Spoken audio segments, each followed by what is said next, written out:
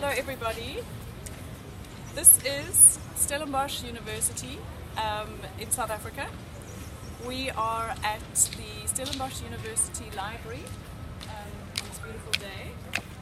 We are 21 readers, and what we are doing is we are members of the Ancient Studies Department, Latin students, students of ancient cultures, and staff and various members of the department, and we are here to read or to participate in this international reading of Ovid's Metamorphoses. So we are going to be reading an extract from Ovid's Metamorphoses, book 4.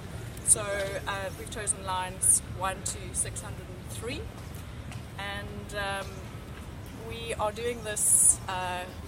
The person who organised this, Dr. Anne-Marie de Villiers, is unfortunately not here today to participate and to run this, so we're doing this on her behalf, but we are wishing her really well because she is not here because her baby was born on the 20th, which was actually Ovid's birthday, so we thought that was highly appropriate. So welcome, Juliet, and so we're going to begin the reading, and I'm going to pass the speaker's staff over to Jacques. Maar ongeveer, Manoah se dogter, weier nie net om die God se heilige rites te erken nie, maar sy ontken selfs, dus onbeskwaam, Bacchus Jupiter se seun is, en haar susters deel in haar goddeloosheid. Die priester het beveel dat elke diensmeisie van haar werk verskoon word, en saam met die vrou van die huis, die Bacchusfees moet vier. Hulle moet diervelle aantrek en linte in hare losmaak, op hul koppe blommekranse dra en vingerlatte in hul hande. En hy het ook voorspel dat die God se woede fel sal wees indien hy beledig sal word. Vroue oud en jonk gehoorsaam hom en laat hul weefwerk, mandjies en daaglikse taak ongedaan agter. Die vroue van Dept vra: "Wees teenwoordig, o Bacchus, en wees sagmoedig en gematig." En hulle voer die heilige rites uit soos hulle beveel is. Net Manoah se dogters bly binne. Hulle boikot die fees en dien Minerva, al is dit nie die regte tyd vir haar. Hulle spin wol en ruil die drade met hul duime, vasgekleef aan hul weefwerk, versoek hulle die diensmeisies om ook saam in te spring. Terwyl sy met vaardige vingers die weefdraad ook grondwaarts trek, sê een van die susters: "Terwyl die ander vroue leeg lê en onopgemaakte rites bywoon, laat ons deur Minerva hier gehou word, 'n veel beter God, ook ons nuttige handewerk ligter maak deur die gesels. Laat ons om die beurt iets vertel wat die tyd sal verbyvlieg en alle ore van sal hou." Die ander suster stem met haar saam en vra om haar om eerste iets te vertel. Sy wonder wat die een uit soveel verhale sy moet vertel, want sy ken inderdaad baie. For those of you that are slightly confused, today we're going to be reading in Afrikaans and English. In fact, the Afrikaans translations were done by some of our very own Latin 3 students. Sy huiwer eers en oorweeg of jou storie, die Kretes van Babylon, vertel moet word. Jy wat die Palestyne glo in poele geswem het, vervorm en in skibbe versteek. Of eerder die van jou dogter, wat vlerke ontvang het en tog tot die einde die kluisenaar van wit dorings was. Dalk oor die waternimf, wat met melodieë of te sterk krye jongmanslywe tot stilvisse verwring, net totdat sy dieselfde noodlot ontmoet het. Miskien oor die boom, eens die draer van wit vrugte, maar nou swart is deur die aanraking van bloed. Hierdie staaltjie verskaf aan haar genot, hierdie storie so ongewoon. Sy ontrafel die gebeure soos wat sy stadig die draad van haar wol volg. Pyramus en Tisbe, die een die mooiste jongman, die ander die skoonste meisie wat die ooste nog opgelewer het. Bure in 'n stad waarin, so word daar vertel, Semiramis die grense met mure van steen vervang het. Hulle nabyheid het vir kennismaking gesorg en so ook die geleentheid vir intimiteit geskep. Mettertyd het die liefde gegroei en die twee sou in 'n huwelik verbind word. Tog, hulle ouers het dit verbied. Verbied dit wat eintlik nie verbied kan word nie. Beide was vasberade en verbind in vurige verliefdheid. Geen een was van hulle liefde bewus nie. Hulle kommunikeer met kyke en tekens. Hoe meer jy die liefde versmoor, hoe meer gooi jy olie op die vuur. In die gedeelde muur tussen hulle huise was 'n klein skreefie te vind, daarvan dat die muur gebou is. Verbygangers deur die jare het hom misgekyk, maar wat kyk die liefde mis? Julle bemindes het dit raak gesien en as 'n verbindingspunt vir julle stemme benut. Daardeur is julle vleitaal veilig en sagte uitrings gedeel.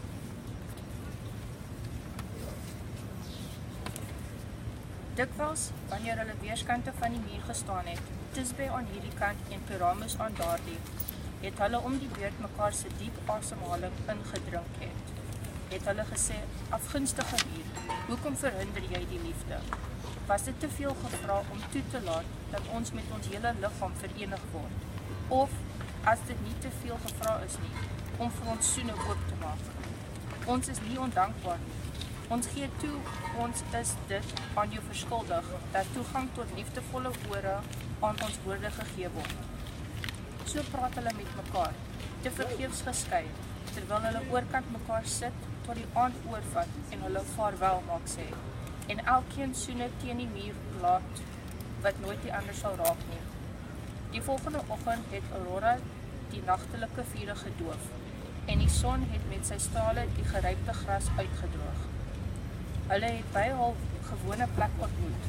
Dan, nadat hulle eerstens oor hul vele probleme gekla het, besluit hulle met 'n sagte fluistering om in die stilte van die nag die wagte te probeer mislei en by die deure uit te glip. Wanneer hulle ook al uit die huis sal wees, sal hulle die stad ook agterlaat. Sodat hulle nie in die oop veld hoef rond te dwaal, van mekaar geskei nie, sal hulle by die gras van Ninus ontmoet en in die skadu van 'n boom skuil. Daar was 'n groot vrugbare moerbeiboom, oortrek met spierwit vrugte, naby 'n koelfontein. Hulle is tevrede met hul plan, en die daglig, wat gelyk het asof dit stadig vertrek, sink uiteindelik in die water, en uit dieselfde water kom die nag te verskyn. In die donker glip sy by skelm en vinnig ry deur die deur. Sy mislei haar mense en kom ongesiens by die graf aan en gaan sit onder die boom waarop ooreengekom is. Liefde maak haar dapper. Kyk, die liefde uitkom, haar kake met vars bloed van 'n koe besmeer, ten einde om haar dorstelus in die water van 'n nabygeleë fontein te les. Van ver af in die strale van die maan sien die Babyloniese Tisbe haar, en met stille voete vlug sy na die donker grot. Terwyl sy vlug, laat sy die kleed agter wat van haar skouers geval het, nadat die wrede vlieuwyf haar dorsvoet met baie slukke water geles het. Terwyl sy na die woud terugkeer, kom sy per toeval op die dun kleed af, sonder Tisbe daar binne, en verskeer dit met 'n babyloonmond. Toe hy later uitgaan, sien Pyramus die duidelike spore van die dier in die diep stof lê, en sy hele gesig word bleek, toe hy die bloedbevlekte kleed vind. Een nag, het hy gesê, verwoes 2 verliefdes. Van die 2 het sy 'n lang lewe die meeste verdien. My siel is gewond. Ek het jou doodgemaak, een wat jammer moes word. Ek het jou wat jou beveel het om in die nag na plekke van vele angs te kom. En ek het nie eens eerste hierheen gekom nie. O, watter leeuskoke onder hierdie klip woon. Verskeer my liggaam, verteer my binnendele met julle wilde byt. Maar dit is die kenmerk van 'n lafhartige man om die dood te begeer. Hy lig Tisbe se kleed en neem dit saam met hom na die skade van 'n boom waar hulle ooreengekom het. En terwyl hy trane daaroor stort en soene aan die bekende kleed gee, sê hy, aanvaar nou dorstig van my bloed ook. Hy dryf die yster waarmee hy homself bewapen het in sy sy, en eensklaps trek hy dit sterwend uit sy stoomende mond.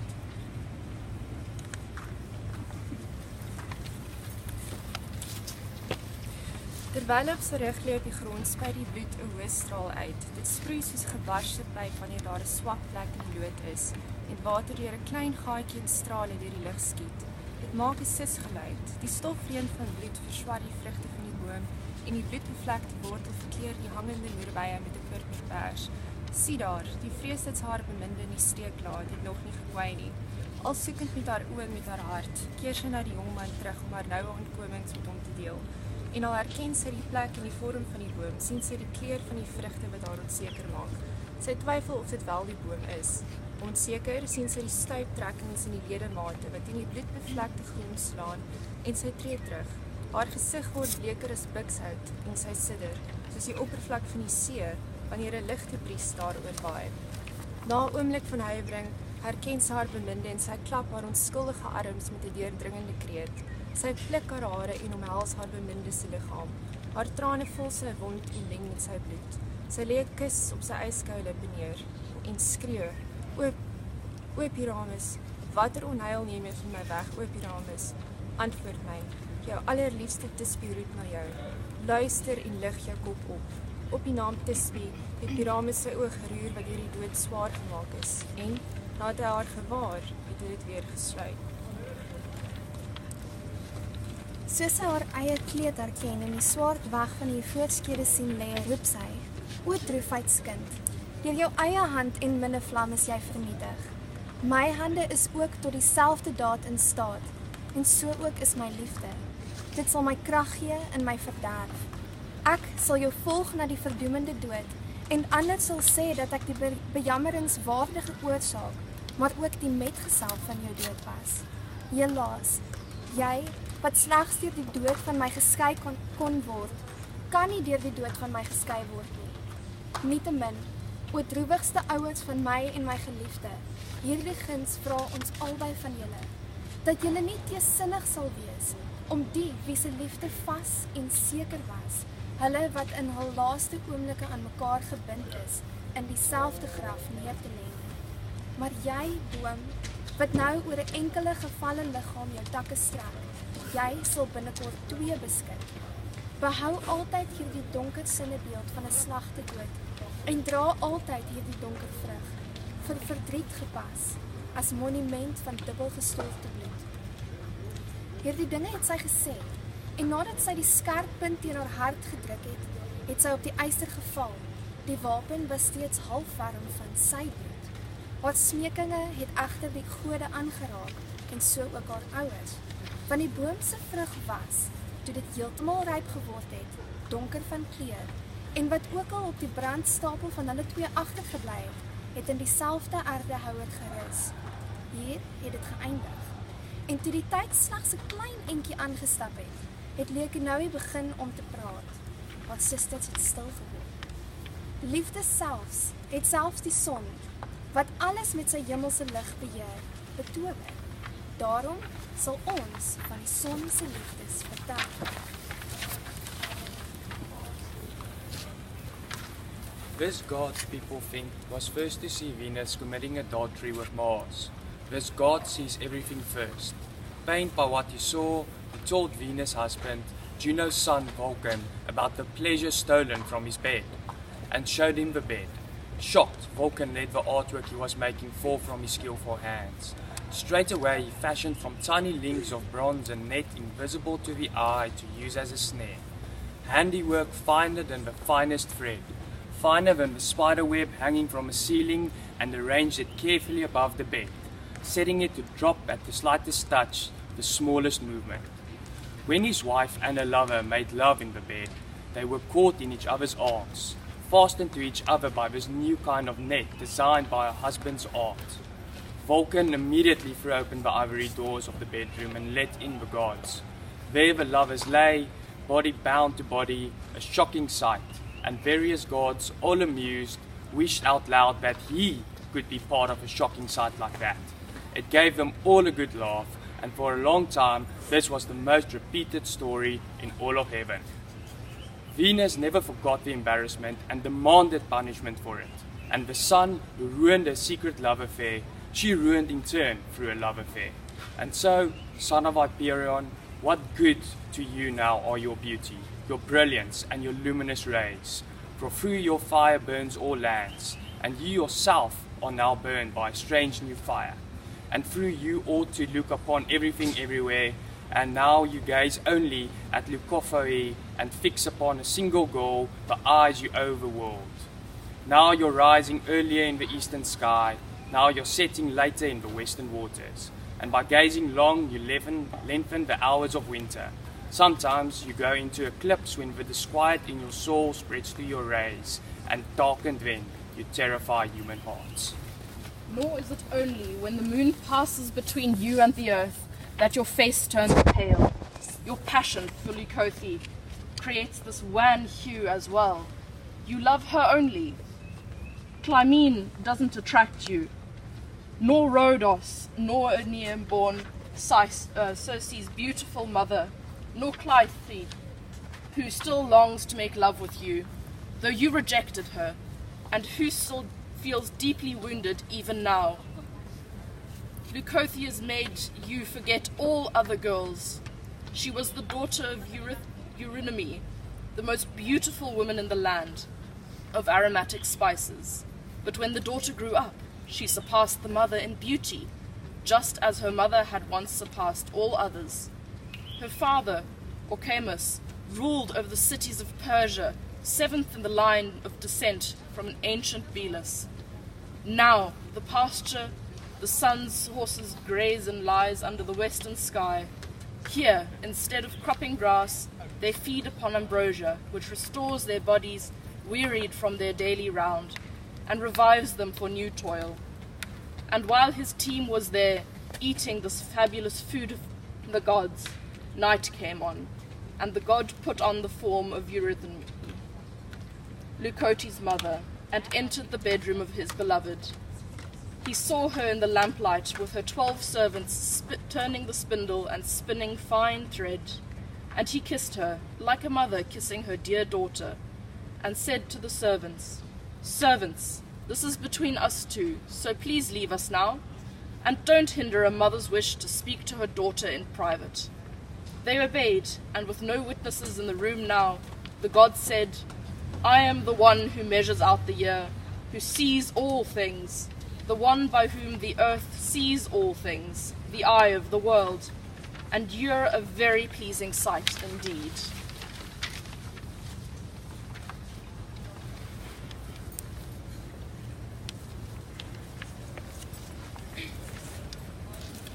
Leucothea trembled, and in her fright let the distaff and spindle slip from her slack fingers. Even her fear became her.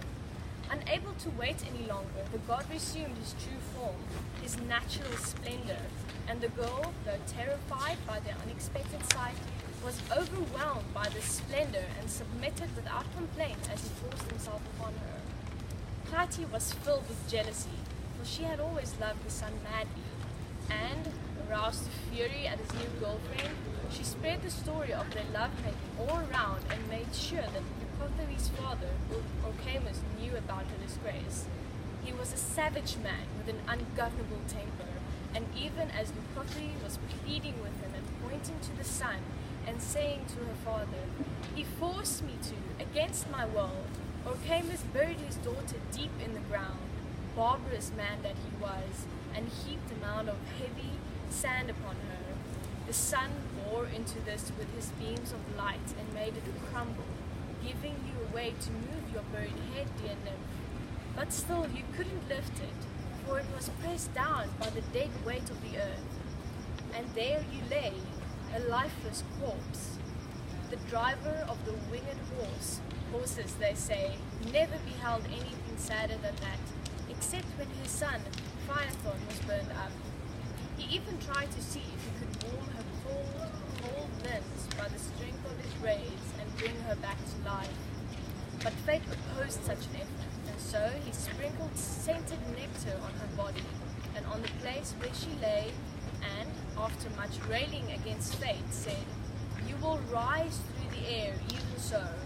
And immediately her body, drenched with divine nectar, dissolved and soaked the earth in its fragrance, and a shoot of frankincense began to put out roots and rise gradually through the soil until it broke through the top of the mound.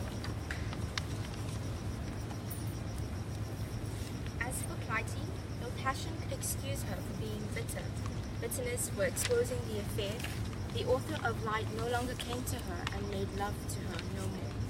She wasted away after that, driven mad by her passion, for unable to endure the company of her sister nymphs, she sat out in the open on the bare ground. There we go. As for Clytie, no passion could excuse her for being bitter, bitterness for exposing the affair. The author of light no longer came to her and made love to her no more.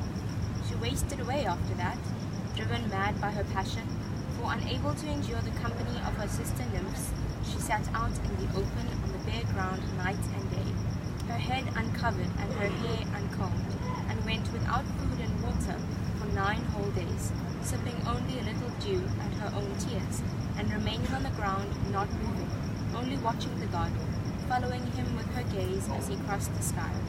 They say her limbs grew into the ground. The part of her that was pale and wan changed into bloodless leaves, while her face, the part that was tinged with red, became a flower most like the violet. Though she is held fast by her roots, she always turns to face the sun, and though she has been transformed, she loves him as much as ever. This was the Kothui's story, and the amazing account gripped all those listening. Some denied it could have ever happened. Others said real gods could do anything. Only Bacchus was not a real god. The sisters insisted Alcatho tell a story and then fell silent. I won't tell of the passion of Daphnis, the shepherd on Ida, she began as she ran the shuttle back and forth on the loom, for it's too well known how a nymph, furious because of her rival, turned him to stone. Such jealousy consumes lovers. Nor shall I say how by a strange quirk of nature, Sethon 6 once became uncertain, and he was now a man and then a woman. Nor shall I tell how Kelmus, now hardened steel, was once so devoted to the baby Jove. Nor how the Creatus were born from a mighty rainstorm. Nor how Crocus was turned into a tiny flower, along with Smilax. I'll skip over these and give you a charming and novel tale to think about. Do you know how Symmachus got her bad reputation? Do you know how she weakens and softens the bodies of men who touch her in venerating waters? Listen and learn. Well, how it happens nobody knows, although her spring and its powers are notorious. To Mercury, the goddess Venus bore a son, who Naiads reared in a cave on Mount Ida. You can see both his mother and his father in his face, and his name too he took from them. When he turned 15, he left his native mountains, moved away from Ida, where he was reared, and enjoyed wandering in places unknown to him and seeing rivers likewise unknown. His love of travel overcame all hardships. He even visited the cities of Lycia and Caria, the country near Lycia. There he found a pool with water so clear you could see to the very bottom of it. No marsh reeds were in it, no useless algae, no sharp-pointed rushes. The pool was absolutely clear. Around it ran a border of grass that was always green. A nymph lived there who cared neither for hunting, nor shooting the bow, nor competing in foot races. The only one of the Naiads not known to fleet-footed Diana. Her name was Symmachus.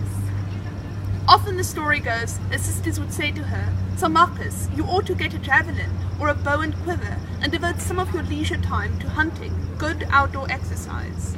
But she wanted neither javelin, nor a bow and quiver, nor did she wish to devote any of her leisure time to hunting, good outdoor exercise though it might be. Instead, she preferred bathing in her pool and carefully washing her lovely limbs and combing her hair with her boxwood comb and consulting her reflection in the water to see what made her most attractive. Occasionally she would wrap herself in a thick net from sheer material and lie down on a bed of soft leaves of grass. Often she gathered flowers, and that is what she happened to be doing when she saw Amphitheatre, and wanted him as soon as she saw him. Eager though she was to approach him, she took a moment to compose herself, survey her cloak, and make her face attractive, all done to appear truly beautiful. Now she was ready to speak to him. Dept, dear boy, oh, you who could so easily be taken for a god. If you are a god, perhaps you're Cupid, or if you're mortal, how lucky the parents who gave birth to you, how happy your brother too, and how truly fortunate your sister is, if you have a sister, and the nurse who gave you to her breast. But the happiest of them all is by far the girl engaged to you. If there is one, if you found the right girl to marry, if there really is someone else, then let my pleasure be with you be our secret. But if there is no one, let me be yours, and let's lie down together right now. The Naiad stopped and was silent.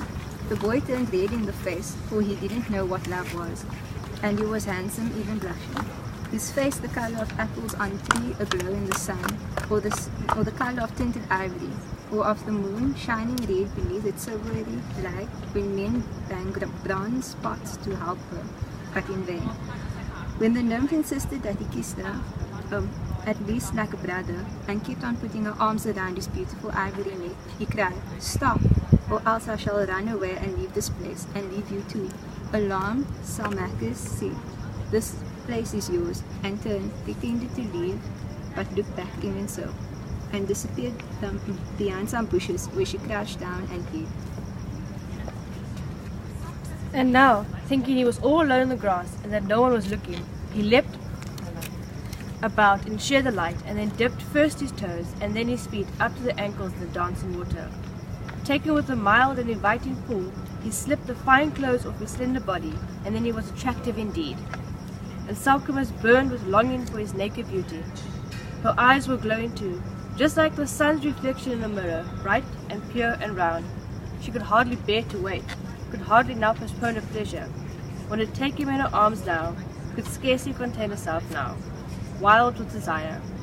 The boy slapped his sides in glee, quickly dived to the pool, and swam arm over arm, his body gleaming in the bright water like an ivory statue or white lilies within fine crystal. "I have won! He's mine!" the nymph exclaimed, and thrown off her clothes, jumped into the pool too, and held him as he tried to fight her off, kissed his lips as he resisted, reached down under water and fondled him, stroked his unwilling chest and rubbed herself against him, now on one side, now on the other. Finally, as he struggled, trying to wriggle her free of her, she wrapped herself around him, like a snake an eagle has caught, and carried off into the sky, dangling, it twisted itself around the eagle's head and talons, and winds its tail around its outspread wings, or like ivory twining around the trunk of a tall tree, or like an octopus, enveloping its prey underwater, sliding its tentacles around it from all directions.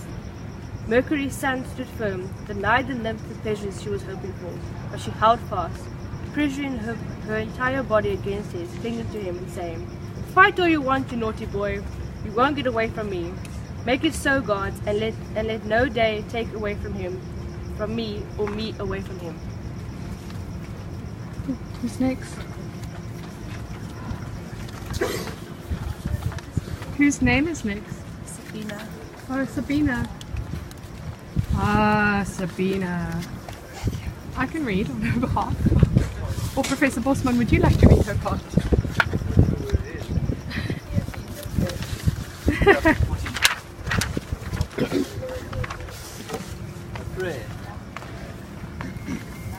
A prayer found its own gods to answer it, for their two bodies pressed so close together were now fused, and they appeared to be a single person, as if someone should graft a branch of a tree onto another under the same bark and observe them growing and uniting as they grew. And so, after their limbs were joined in a tight embrace, they were no longer two, nor a form of doubleness, nor were able to be called either girl or boy, and seemed to be neither and both. When Hermaphroditus saw that the water he had entered as a male had made his limbs soft, had made him half the man he was, he lifted his hands and prayed in a voice now an octave higher, "Mother, Father, grant this gift to your son who carries both your names. Let whoever enters this pond as a male turn suddenly soft when its water touches him, and emerge from it half a man." Each parent was moved, and they answered the prayer of their twin-sex son and infused the water with a drug that makes one's sex uncertain. That was Alcithoe's story. Alcithoe's story. The daughters of Minyas continued working, spurning the god and profaning his festival day. Suddenly the crash and rattle of unseen drums broke upon them, and the sound of shrill Asian flutes and clashing cymbals.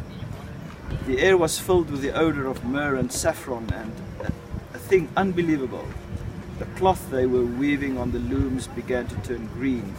That was already woven and hanging down, sprouting leaves and changing into ivy, and part of it became grapevines. Spun yarn turned into tendrils, little leaves sprouted from the threads on the loom, and balls of purple yarn were gleaming grapes. Brilliant. Antonia, you need the staff.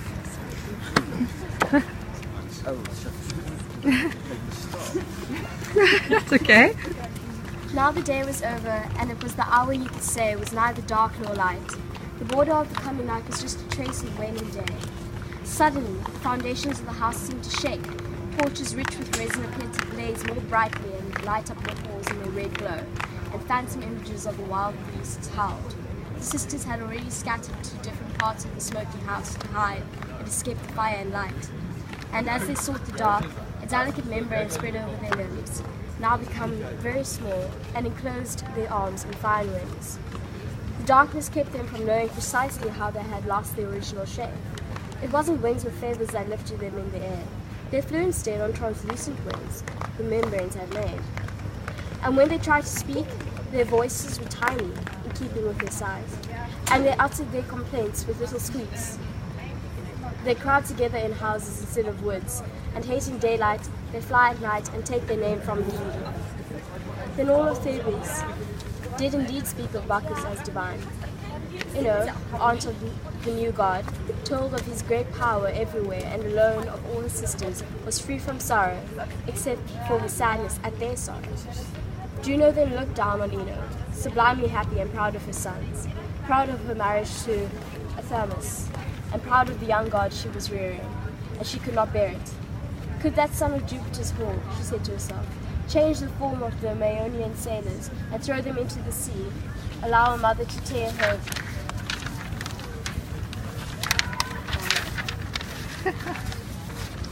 own son's flesh apart and cover Minyas' 3 daughters with a new kind of wings, while Juno can only weep for the injury she has suffered, injury that is unavenged. Am I to be satisfied with that? Is that all the power I have? Yet Bacchus himself teaches me, and it's right to learn, even from an enemy, for Pentheus' slaughter has made the power of madness very clear indeed. So why not let Ino be driven crazy too, and in her madness go the way of her sister? There is a downward sloping path, darkened by funeral yew trees, that leads through soundless silence to the homes of hell. Here the Styx is stagnant, and mist and fog rise from it. By this path descend the recent dead, the shades of those laid to rest just now in the grave. The pallor and chill of winter lie over these rough places, and new souls are ignorant of the way to the city on the Styx, and the grim palace of the Black Dees.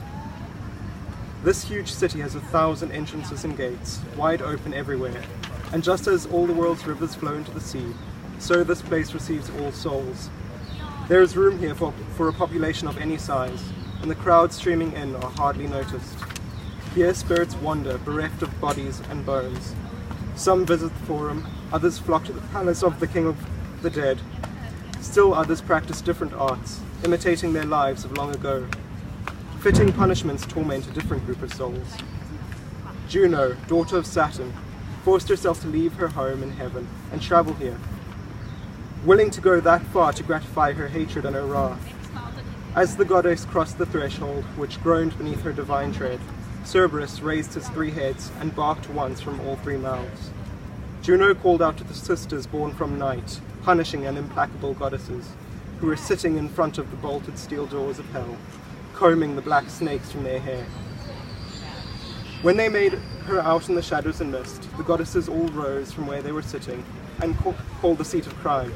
This is the place where Tityos, his body spread over 9 acres, exposes his bowels to be torn. The place where you, Tantalus, cannot scoop up any water to drink, while the tree hanging above you always moves just out of your reach.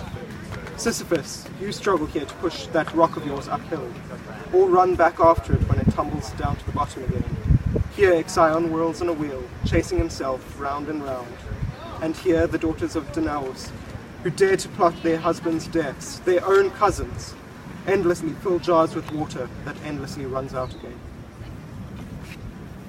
Juno took them all in with a fierce-eyed gaze, staring first at Ixion, and then turning from him at Sisyphus, and said, "Why does he, out of all his brothers, suffer eternal punishment, while Artemis the proud, along with his wife, has always rejected me, yet lives on in a luxurious palace?" And she explained to the Furies the reasons for her hatred, why she had come, and what she wanted. What she wanted was this. She wanted the sisters to draw Athamas into madness and crime and the house of Cadmus to fall. Rolling imperial command, promises and prayers into one, Juno compelled the goddesses to give her their help. When she finished speaking, Tisiphone shook her head with its tangled white locks, pushed the snakes out of her face, and said, "No need for a lengthy discussion. Consider it done. Whatever you want. Now leave this loathsome kingdom and go back to the healthier air of the world above." Juno returned happy, and just before she entered heaven, Iris, Thomas's daughter, washed her with a cleansing rain. Implacable Tisiphone at once took up her blood-soaked torch, put on her cloak, red with dripping gore, knotted a coiling snake around her waist, and left her house, taking with her grief, fright, terror, and madness with her twitching face. She paused on the threshold of Thomas's palace, and the doorposts trembled, they say, the maple doors blanched, and the sun fled from the sky. Ino, Athamas's wife, was terrified by these apparitions. Athamas was terrified too, and both tried to run from the palace, but the malevolent furies stood in the doorway and blocked their path. Tisiphone held out her hand, looped about with snakes coiling and uncoiling, and shook out her snaky locks, and the scales of the serpents rattled and clicked as she swung them back and forth. Some of them lay on her shoulders, and some fell round her breasts, hissing and vomiting pus and flicking their tongues.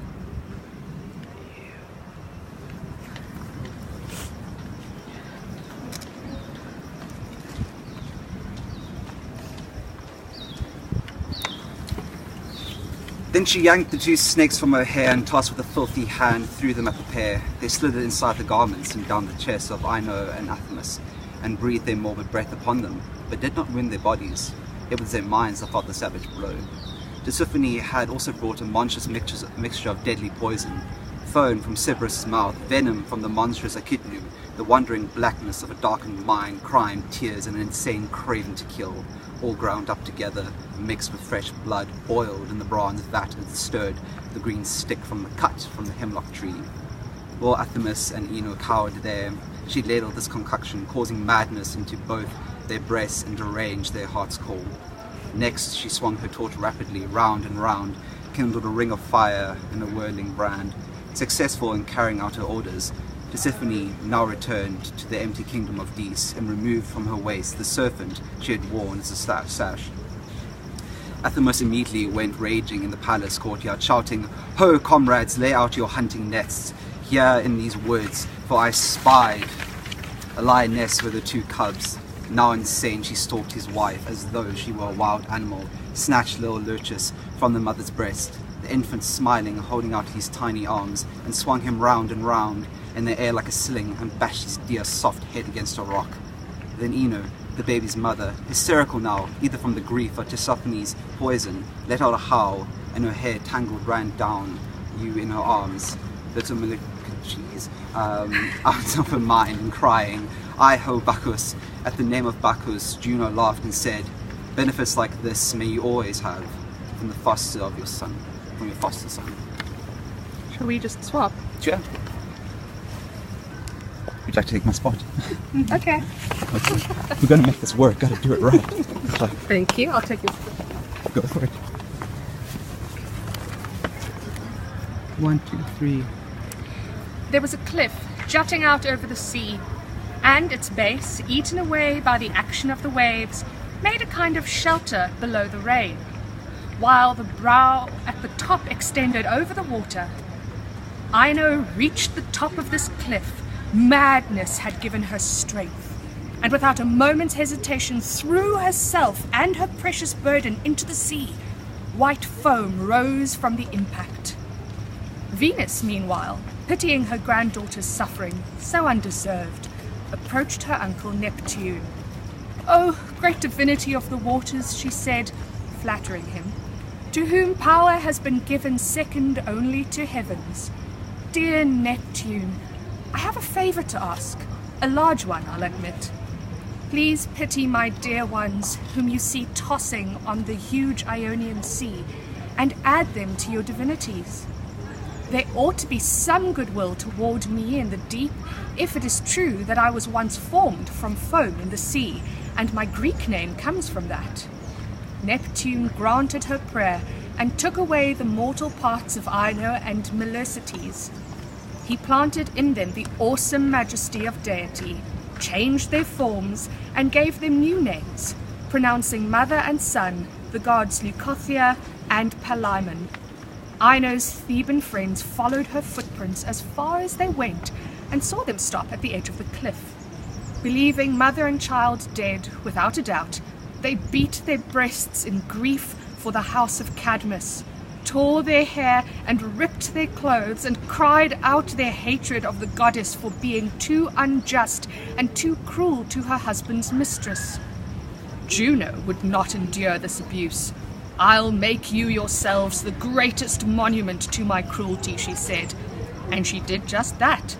For when the friend of Ino who loved her most ran to the edge of the cliff to jump off, saying, "I shall follow my queen into the sea," she found she was rooted to the spot and could hardly move at all.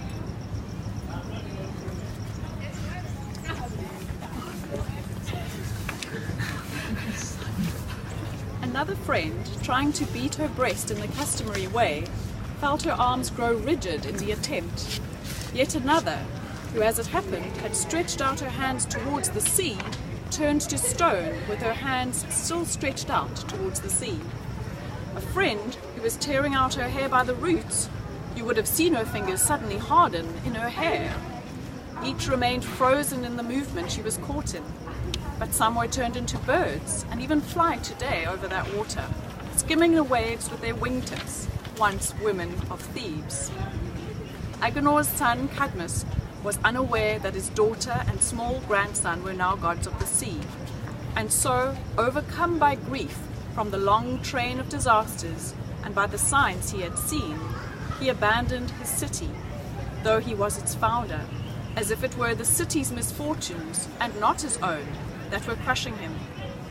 After wandering for a long time, he and his wife reached the borders of Illyria, and now, weighed down by afflictions and bent with age, the couple recalled the very first troubles of their house and talked about their sufferings.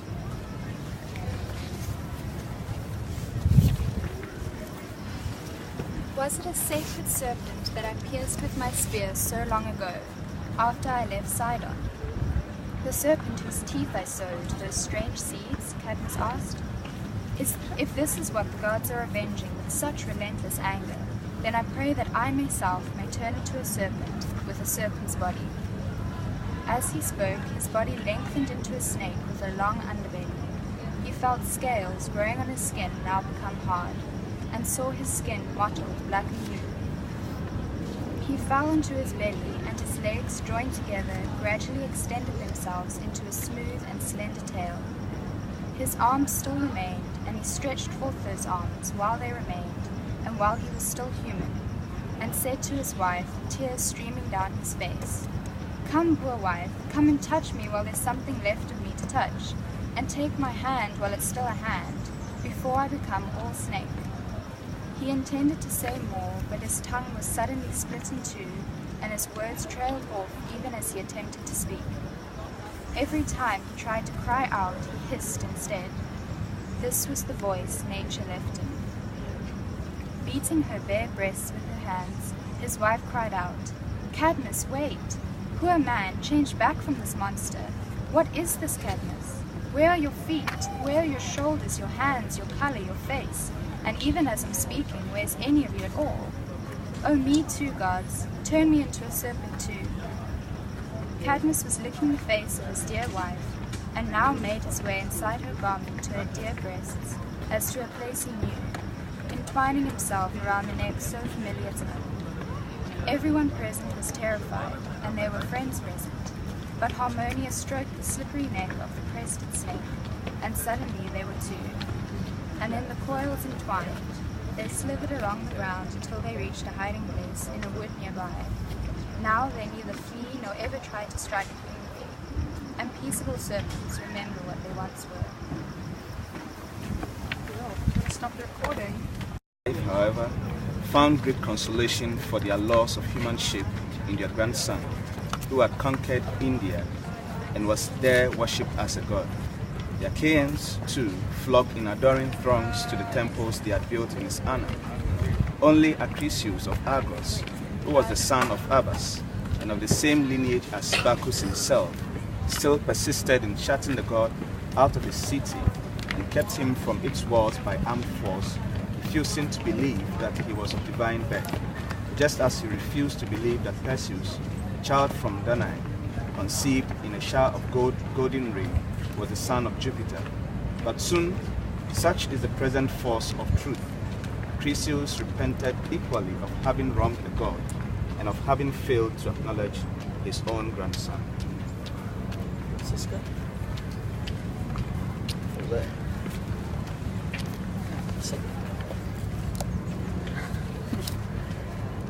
Of these two, the one, Bacchus, had now been received into heaven. The other, Perseus, was returning home, beating his way through the thin air on whirring wings. He was bringing back the Gorgon's head, the memorable trophy he had won in his contest with that snaky-haired monster. As the victorious hero hovered over Libya's desert sands, drops of blood fell down from the head. The earth caught them as they fell and changed them into snakes of different kinds. So it comes about that the land is full of deadly serpents. Thereafter, Perseus was driven by warring winds all over the vast expanse of the sky. Like a rain cloud, he was blown away this way and that. He flew over to the whole earth, looking down from the heights of heaven to the land which lay far below. 3 times he saw the frozen north. 3 times, borne southwards, he beheld the claws of the crab. Often he was swept away towards the east, and often towards the west.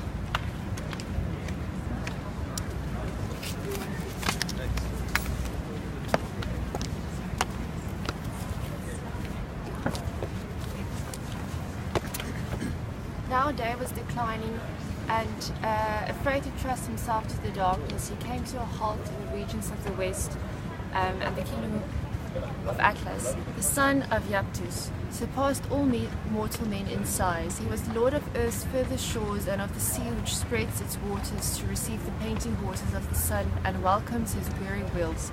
No neighboring kingdoms encroached upon Atlas' realm. In this meadow strayed 1,000 flocks, all his, and as many herds of cattle, and he had a tree on which shining leaves of glittering gold covered golden boughs and golden fruit. Here Perseus begged for a brief respite, till the morning star should summon dawn's fires, and Aurora yoke the chariot of day.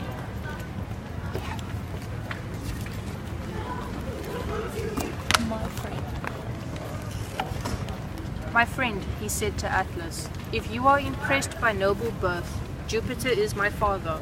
Or if you admire heroic deeds, you will surely admire mine. I ask you to give me hospitality and a chance to rest. Atlas, however, remembered the ancient decree of fate, which Themis had uttered once, on Parnassus' height. The time will come, Atlas, when your tree will be robbed of its gold, and a son of Jupiter will have the glory of gaining such spoil. Afraid lest this should come to pass, he had surrounded his orchards with stout walls, but them under the protection of a great serpent, and made a practice of excluding all strangers from his land.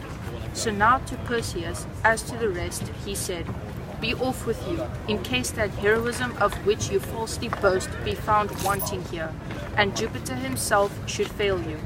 When Perseus hesitated, Atlas passed from threats to violence, and tried to thrust him forcibly away, while the other made a brave attempt to resist, at the same time endeavoring to soothe the giant by his words. However, when he found himself weaker, for indeed who could equal the strength of Atlas, he cried, very well, since you think my gratitude is of so little importance, here is a gift for you. And turning his own face away, he produced in his left hand the horrid head of Medusa. Atlas was changing into a mountain as huge as the giant he had been. His beard and hair were turned into trees, his hands and shoulders were moving ridges, and what had been his head was now the mountain top. His bones became rock. Then, expanding in all directions, he increased to a tremendous size. Such was the will of the gods, and the whole sky with its many stars rested upon him. Now, Aeolus had shut up the winds in their everlasting prison. The day star Lucifer had risen and was shining brightly, high in the heavens, warning mortals to be about their daily tasks. The hero took up his wings again and bound them on either foot. He fastened on his curved sword, and with the motion of his winged sandals, cut his way through the clear air. He flew over countless peoples, whose lands stretched out in all directions below him, till he caught sight, by and by, of the Ethiopian tribes and the domain of Cephas. There, Jupiter Ammon had unjustly ordered that the innocent Andromeda should pay the penalty for the boastful utterances of her mother, the queen.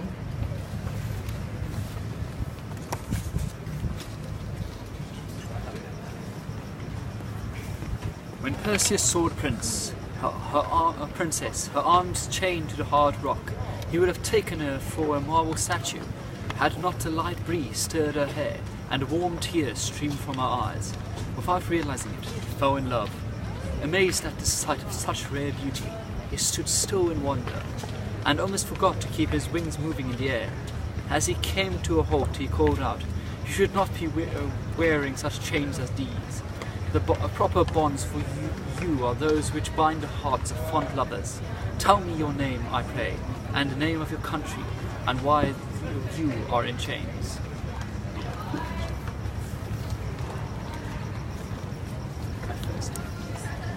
At first she was silent, for being a girl, she did not dare to speak to a man. She would have concealed her face modestly behind her hands, had they not been bound fast. What she could do, she did, filling her eyes with starting tears. When Perseus persisted, questioning her again and again, she became afraid lest her unwillingness to speak might seem due to guilt. So she told him the name of her country and her own name, and she also told him how her mother, a beautiful woman, had been too confident in her beauty. Before she had finished, the waters roared, and from the ocean waste there came a menacing monster, its breast covering the waves far and wide. The girl screamed. Her sorrowing father was close at hand, and her mother too. They were both in deep distress, though her mother had more cause to be so. No help could they offer, but only tears and lamentations suited to such a time.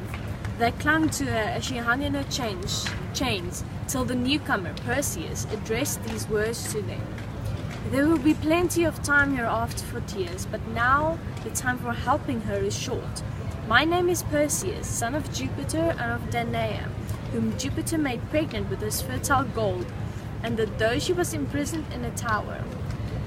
I am that same Perseus who conquered the snaky-dressed Gorgon, the man who dared to travel through the airy breezes on beating wings. If I were to ask for this girl's hand, I ought surely to be preferred to all other suitors as a son-in-law. But I shall try to add a further service to my present claims, if only the gods are on my side. I make this contract with you, that she shall be mine, if my valor can save her. Her parents agreed to his conditions, who indeed would have hesitated. They begged his help, promising that, in addition to their daughter, they would give him their kingdom as a wedding gift. Then, just as a swift ship cleaves the water with a sharp brow, when she is driven forth by the stout arms of a lusty crew, so the monster came on, parting the waves with the impact of its breast. It was as far from the cliffs as a Velraic sling can send a bullet whirring through the air, when suddenly the hero, springing from the earth, shot up high into the clouds. His shadow was cast on the surface of the sea, and the monster attacked that shadow in a fury. Then Perseus flew downwards. As Jove's eagle swoops on the serpent he has seen, stunning its molted coils in some desert field, as he seizes it from behind and sinks his greedy talons in the reptile's scaly neck, in case it should twist its cruel fangs backwards. So, swooping swiftly through the sky, Perseus attacked the monster's back, and, to the sound of its bellowing, buried his sword up to its crooked hilt in the beast's right shoulder. Tormented by this deep wound, the creature now reared itself upright, high in the air, now plunged beneath the waters, now turned itself about like some fierce wild boar, encircled and terrified by a pack of baying hounds.